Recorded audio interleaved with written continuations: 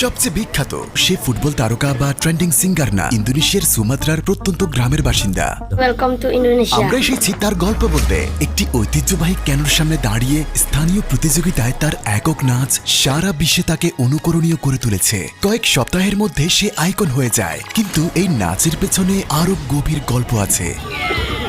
এটি কেবল ইন্দোনেশিয়ার বিখ্যাত ঘটনা ছিল, কিন্তু এখন এটি বিশ্বব্যাপী ছড়িয়ে পড়েছে। 200 বছরের পুরনো রীতির নাম পাকু জালুর। স্থানীয় এক পরিবহন হয়ে গেল এক কিংবদন্তির রেস। আমরা তাকে দেখতে এসেছি। সালাম আলাইকুম। তাকে আর তার দলকে সমর্থন জোগাতে তার বাড়িতে গেলাম। 20 মিলিয়ন অর্থ সাহায্য পেয়েছি, যা আমরা তার শিক্ষার জন্য ব্যয় করতে পারবো। আমরাও সাহায্য করতে চাই। এখানে 16 মিলিয়ন। ইনশাআল্লাহ। তোমার পরিবারকে দাও। প্রশ্ন করলাম, তোমার স্বপ্ন কি? পুলিশ হওয়া, কারণ সে পুলিশ হতে চায়। মানুষ তাকে ডাকছে আউরা ফার্মিং কিড নামে।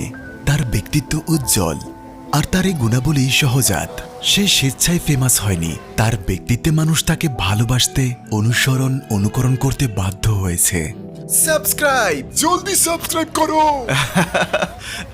নোকার সামনে থাকা এই শিশুটি সোশ্যাল মিডিয়ায় ভাইরাল হয়ে গেছে। সবচেয়ে বিখ্যাত সে ফুটবল তারকা